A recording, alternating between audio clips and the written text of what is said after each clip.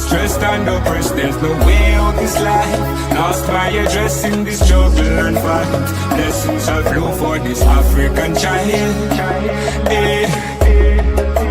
Cross the Atlantic. Do you know that in 1976, in Soweto, South Africa, some students went out for a peaceful protest?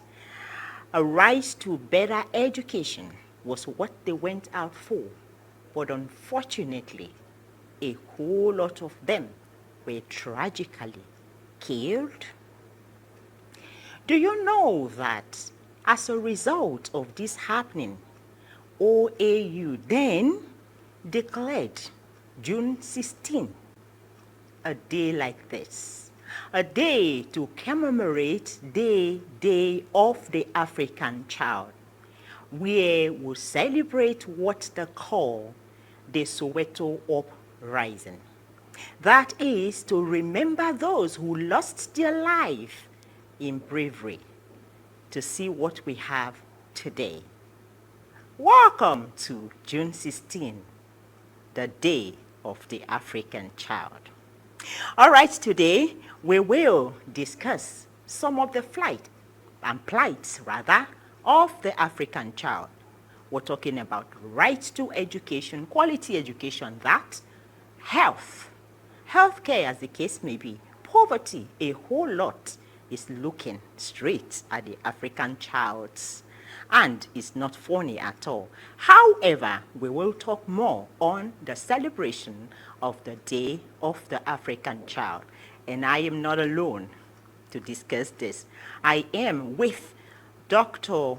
Mariane Ngoulla, who is also the CEO to Ngoulla, a place for dialogue in peacemaking.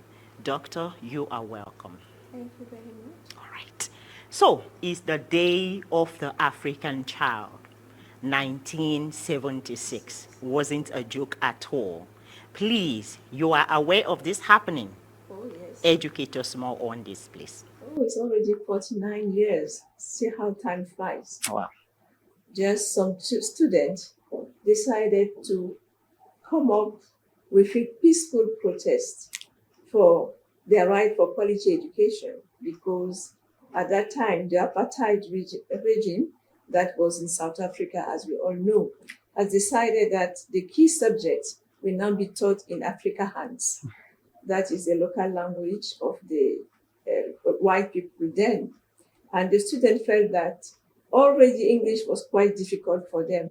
So if they don't have to try to struggle with this, it will be almost impossible. So if they want to change from English, why don't they just go to their own local language? So they decided to organize a peaceful protest, and they went out on that 16 June 1976. But unfortunately, they were opposed with gunshot by the police, who killed a young boy of 13 years old. And it became the image of the Soweto uprising. And that one went round the world, and it shook the whole international community. That was the beginning of the end of the apartheid. But thousands of children came out, hundreds were killed. And the African Union decided, OAU at that time, since 1991, to use 16 June to commemorate that time and to plead for the African child. So pathetic. I mean, they lost their lives just because they went for a peaceful protest. And it's still happening.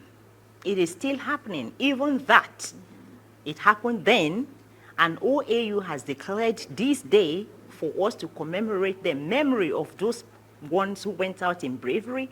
The African child is still being plugged with this.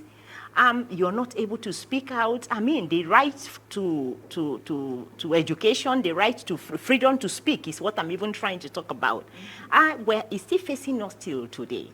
What do you think is wrong with the system completely, that the African child will not have a voice to speak, especially when it has to do with their lives? A lot has been done since, but as we know, we need real follow-up. And we need to find way of breaking down to the grassroots all the decisions and all the communique that have been signed at the regional and international level to see change. But there have been some progress in education, the girl child, the male child, and so on and so forth. But it's really something that has to be a continuous process, and we need to watch out, and we have to be able to measure progress not every 10 years, but year after years, giving ourselves some measurable objectives and then measure the progress that we are making towards having a better life for our children. Okay, I agree with you. I think this year's theme, if I'm not mistaken, is planning and budgeting for children's rights, progress since 2010. Let's commit to ensuring every child has the opportunity to thrive, learn, and grow in peace. Yes. Is this possible? It is. But this peace that we are talking about, it has to become a reality, not just a concept. That is what we need. We need peace, and that's all we need. So with peace, then you can start looking at other progress. But unfortunately, we know right now we hear the sound of war here and there. We hear the sound of violence. We hear the sound of killings here and there. And unfortunately, the victims are the children. The first victims are the children. Yes. And then, of course, after that, the women and the elderly person, Yes. which is not meant to be so.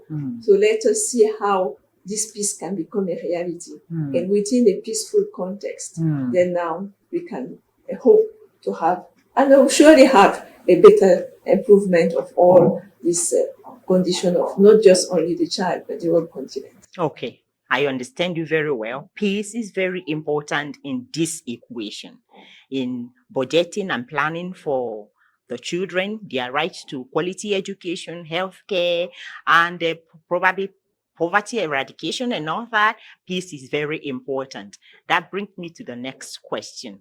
We know that there are peace players all over the place. The government is doing their own, some NGOs are doing their own, the church is also contributing to these communities and all that and all that.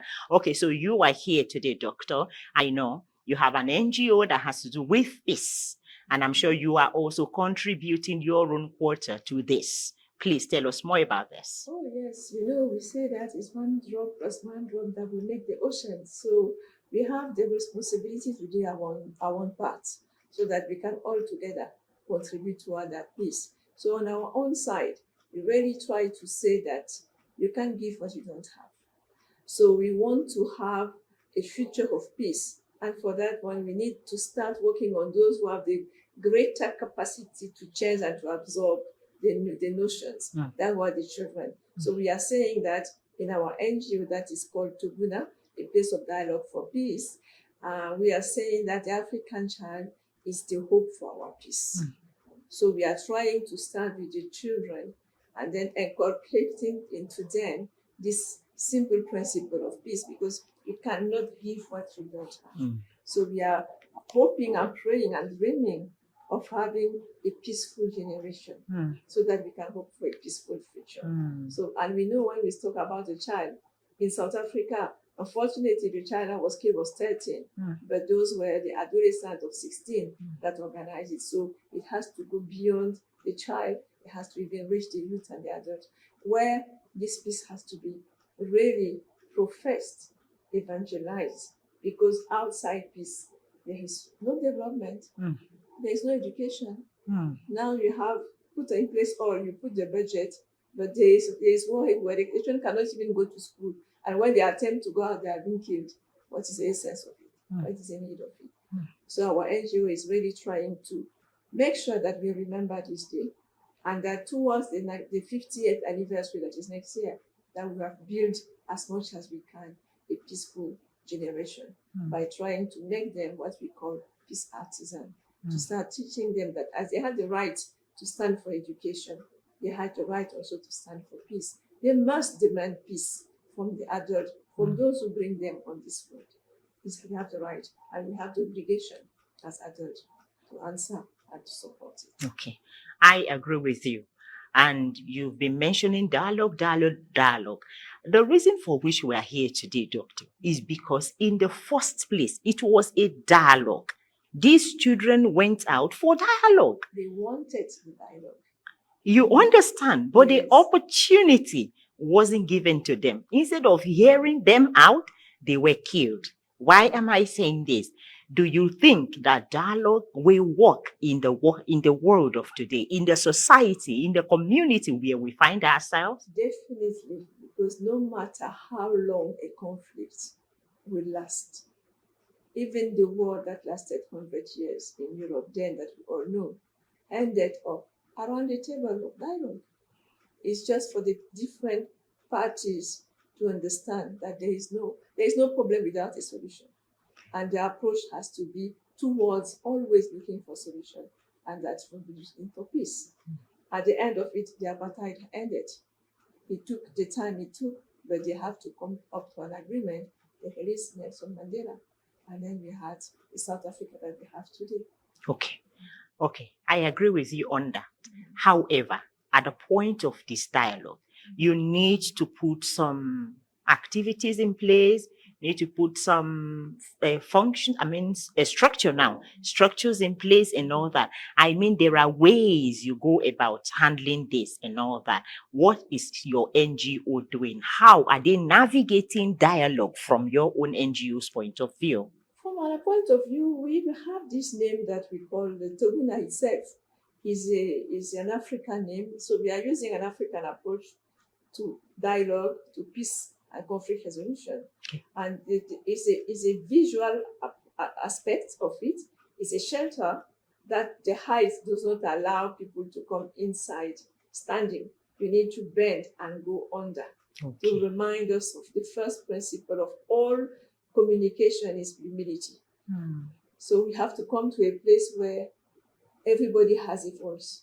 Yours is not louder than the other. Because no matter how long it takes, it will end up around the table. So why do we have to waste and to carry over? So we encourage people to start doing that approach with themselves, because we repeat, you can't give what you don't have. So when we have so much violence in the world today, it's because we have so much people who inside themselves are not at peace. That one is indisputable, because there is no way a peaceful person will just wake up and plan. Is when you have some personal issues. So we are already encouraging people to go inside, and then from there now to move on. So once you have, you can come under the Toguna. So you have some principle to respect. You need to have temperance, tolerance, respect, and then so that you can communicate. And the structure of the Toguna is also there to remind you about it.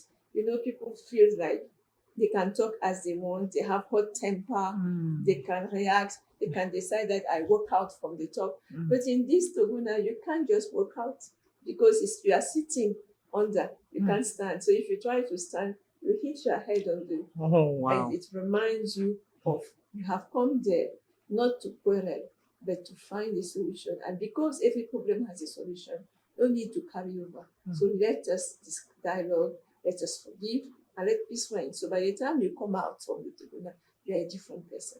It's to teach us and each one of us to forgive and to let go, because we know the effect of unforgiveness. Today it has been proven that a lot of sickness, both physical and spiritual, are linked to unforgiveness. So the sooner you do it, the better it is. So our approach is more of from one-on-one, heart to heart, to help people to know that, yes, you can do it. Just give it a try, and you will see that the change is all. Okay.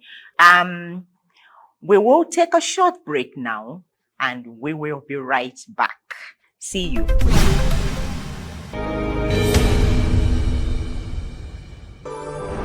You are watching CTV. Welcome back. We've been discussing the plight of the African child in commemoration of the Day of the African Child. June 16 is the day. It's an annual program, and we've been talking and discussing a whole lot as it concerns the child or African children. And it's been with Dr. Mariane Ngoulla, and we've been discussing a whole lot. And I also hope you've learned a lot from this discussion. I agree with you again. However, the adults of these days, are you sure these adults are ready to take this journey of peace by dialogue? That's why you see, we say the African child, they hope for peace. So we know where we are as adults. We know how families are scattered. So and we know that the family is a building block of the society. So what we see in the families is what we see outside there. And therefore, we want to see that in the future, let us try to inculcate to the younger one what we have lost, what we missed as adults, so that we can change the society. If not, the chaos will continue and will increase. But nevertheless, we can change at any age. We believe in that. Okay. We believe in that. Okay. Yes, because we are a human being in creation, and it's something that can be changed. And when you have the children, when the children go to school and then they come back, that my auntie said, they are also there educating the parents, showing that there are some other ways of doing things. And when the parents will realize that it affects their children, if they love them, and we love our children, we try to make effort to amend, to create a peaceful environment in the family. Okay. And we all need that peace, whether we acknowledge it or not. I agree with you. I mean, over the week, I had a cause to have a discussion with somebody, and it was like, the cost of peace is too high. And I'm like, okay, if you say the cost of peace is too high, then try war. You see, war is much more expensive than peace is. So, and like the Bible says, we pursue peace as so much as it depends on us. We pursue peace with all men and all that. Okay, and I say this to say that it's not easy.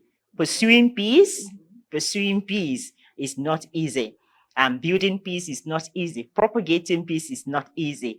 And I like one thing you said from your definition of what your NGO stands for, that they will be peace artisans. Please, why did you use the word artisan instead of peace builder, peace ambassadors, and all that? Why artisans? Because it's an art.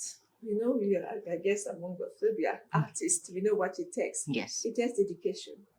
It takes commitment. It takes passion. And it takes resilience. It takes even to know this is what I want to do. And at times the work of the artists, nobody understands what they are doing. Even when they paint, it comes as an abstract, but he understands. And with time, people understand. So you have to have that mindset that as you have started, it's not about stopping. It's not about what people will tell you it's difficult, or this is your thing of peace, or we heard it. No. You know what you have to do. And when we ask our children, like each one of us, to be peace artisan, is to remind us that it's a decision. It's an act it's a voluntary act. And once you make up the mind, it becomes a reality, something that you can do. And to make it easy for people to understand, we use as image the birds that is making his nets. Okay, the bird. The birds, okay, yes. great. You see him going to go to take one straw and the other, and then before you know, you see a beautiful net entangled, quite solid. This is what we call. I think there's a French adage to that: petit à petit. Petit à petit, l'oiseau fait son nid. I've always liked it. Voilà. So, c'est bien ça. Petit à petit, l'oiseau fait son nid. Little by little, the bird makes his bed. Yes. Very well. This is what we want people to see it. So it is day-to-day affair. It's a day-to-day. Don't give up. And as you rightly say, the Bible says pursue, because it's not easy. It's running away, then you have to pursue it with all the energy and what it is. Very well. Very well. Unity. That's it. Okay. All right. That's great. I've been talking with Dr. Mariane and Ngoulla, and the CEO of Tangona, a place of dialogue for peace. And she's using this NGO to pursue peace as much as she can with the children. And she said, starting with the children, you now get it into the community, get it into the family, get into every other adult out there. And it's a work in progress. As we join her today and as we celebrate the Day of the African Child, I wish and I also call you to join in this initiative for peace, and let's pursue peace together so that we may have a peaceful existence in the country and beyond. All right, that brings me to the next question. What activities have you put in place? We have the television where you have come to now, and we are speaking, and we are transmitting on Go TV channel 115. We are also on Iconsat free to air. We are also on YouTube, on Twitter, on X, on Instagram, just name it. We are on all the social media.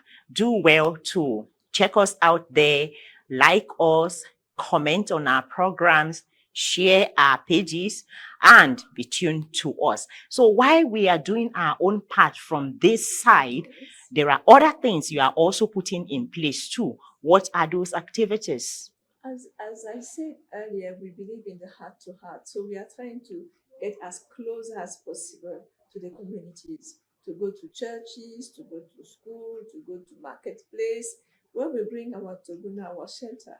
And that is already, first of all, an attraction for people to see what is it that's standing there, and then to now bring them. And we try to, at times, to have a traumatized situation where people can recognize and identify themselves to pass this message close to close, one to one, heart to heart. That is our approach, because we want really, it's a matter of humanity, the reason of us being here. At least the little time we have, let us make it enjoyable as much as we can. So we come close to the children, we go to churches, and then when they have programs or we don't have time to speak to them and to ask them to go and be peace artisan, to Toguna peace artisan. So we are planning to extend and to go as many places where we have children, and of course organize intergenerational debates for the youth who needs to have role models that they can identify with, which is something that is lacking. And of course, from there now we go up to the families. That is where everything starts and everything ends. Okay, I agree with you. There's this saying, children are the leaders of tomorrow. And you know, one of the issues I have with that is that since I was a child, I've been hearing that statement. Now I'm an adult since I was born. But now I am getting old. You know that song? Now I'm this old. And the children are still the leaders of tomorrow. My question is, this tomorrow we are talking about, will it ever come? Looking at what is happening in the society right now, as the case may be. But tomorrow is today. So you are the leaders. Okay. Coming from the yesterday children. You should be the one to answer us. So I am now the leader. I don't know. You should be in the position to answer. Because when you were a child, you were saying that. So what happened? Have you become a leader? You should be in the position to answer. Yes. I like this one.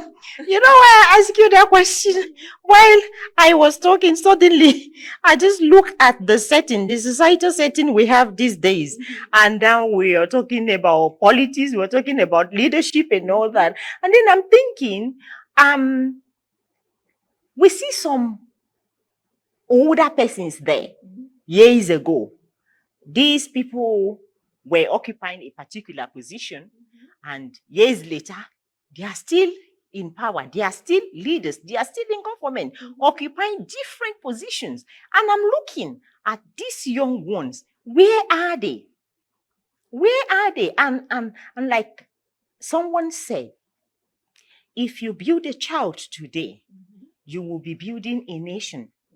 Because from your own explanation now, by the time you're done with the kids, they will take the message then to their family. Your auntie said this, your uncle said this, like you said. That's why they said if you want any message to go fast, send the child, because the child will help you to broadcast it. But like I said, I asked that question because that thing dropped on my mind. Is it like a cloud chasing?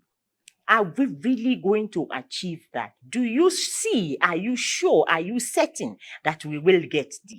I am, because if I can do what I'm doing, I'm the product of the child I was. And that is a product of the family I'm coming from, which has been a peaceful, is a peaceful family, where I learned that peace, you work for it. It doesn't come from just like that. So I'm that a child of yesterday, that the environment and the family built up to be who I am today.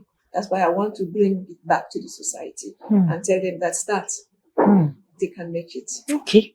All right. So, I agree with you. Of course, I am a positive-minded individual. And when I see a good thing, I like to follow it. I also believe that this is possible. However, let's quickly look at the point where the child is at the moment. How long will it take for the child to begin to manifest in the area of adulthood? Aside from he or she making impact right now as a child, the message becomes stronger because you're talking about youth too, when they also grow and join these older ones and then join the older ones. The message you are presenting is a way of life. Okay. It is not limited to the children. You know, when it's embedded in you, wherever you are, as you grow, as you move with it, you grow with it, you share it. So if we are able to join our program as a child, you will receive the information and the knowledge and encouragement as a adolescent, and of course as adults, because we, as I say, adult can change. If you don't have it, you can still have it. Then it becomes a way of life. It's not just a propaganda. No, we believe that peace is the only option. Yes, as simple as that. I agree. It's the only option. I agree. Outside that, is a distraction. Is a waste of life. I agree. Waste of time. I agree. So I don't think that we were created for waste. No. We're created for happiness. I agree. And that peace. So whatever it takes to have a peaceful environment and a peaceful life, we should do it. Doctor. Yes, please. Before we leave, your NGO is doing great. But like I said, there's nothing on planet Earth that you can achieve without challenge. You must have some small challenges here and there. And then to cushion these challenges, what are you doing? Also, are you partnering with some people? Also, have you touched life so far? Just give us an overview before we leave. Oh, yes, of course. We can't be alone. If when you see the logo that we have, is where we have a community of various people, because we believe the dialogue is not just within the family, as we said. We talk about dialogue of intergenerational, interreligious dialogue, intercultural dialogue. So it makes us to link up with other people, because you don't dialogue with yourself, you dialogue with others. So we partner with different people, and when the needs arise and when the opportunity is, because we really want to contribute to create a world where this peace flows from us and through us to others and to the world. That is what we are trying to do. So we cannot be alone. We are all, whenever it's possible and when it can help to contribute. And the challenges, of course, is for people to say, oh yes, we are talking about this peace. When there are conflict in those places, I say, no, everybody has his own aim and objectives. We start with the individuals who are the one who are building that peace that you want to see in bigger place and whatever. So that's why we say heart-to-heart approach. That's so that we move together. When you are convinced, then we can form alliance. So we are working towards 2 people who want to join us, what we call Ngoulla Alliance for Peace. So whoever is willing to, will contact us. And because alliance is something that you choose to. You are not forced to, you are not co-opted in a group, no. you come to an agreement, and then together, because we have the same objective, form an alliance, and you make it a reality, and the journey will be smoother and more enjoyable. I like that. I like that alliance. Join willingly on your own volition and all that. Yes. Okay, great. Do you have any program coming up soon? Or did you just finish one? Well, we just finished one on Sunday with the children of the Catholic Church of Asokoro in Abuja here, Assumption Church, where we took the children to it as in commemoration, and we plan to do furthermore with other children, not just from the church, from other society, from many places, and the adult, and of course, intergenerational dialogue that we want to do. So you will know more. We'll keep you posted and updated. That's fine. That's fine. All right. Peace is what we are pursuing. And Doctor is looking at peace from the area of dialogue, which her NGO has been doing and keep doing and is pursuing. Is a work in progress. And we call on all well-meaning Nigerians, Catholic, non-Catholic alike, let us join in the pursuit of peace. For we have agreed on this program that, yes, peace might be costly. But if you think peace is too costly, then try war. And we believe and agree that war is much more expensive. So we do not have a choice but to follow peace. So today that we commemorate the Day of the African Child, we enjoy you to join us to commemorate this day and also add your own voice, precept on precept, as the case may be, any other thing you will do aside dialogue or also joining the dialogue with Tongona. Let us see how we can achieve peace by all means. And for those of you who think that violence is the way you will go, we condemn violence on this program and from this station, and we say, please do everything possible within your power according to how our Creator has told us to pursue peace with all men, that we may live in peace. Doctor, thank you so much. Thank you very much for the time. I appreciate you. Thank you very much. All right. From Catholic Television and from Tongona, we say bye for now. Bye. Yeah. Thank you. You're welcome.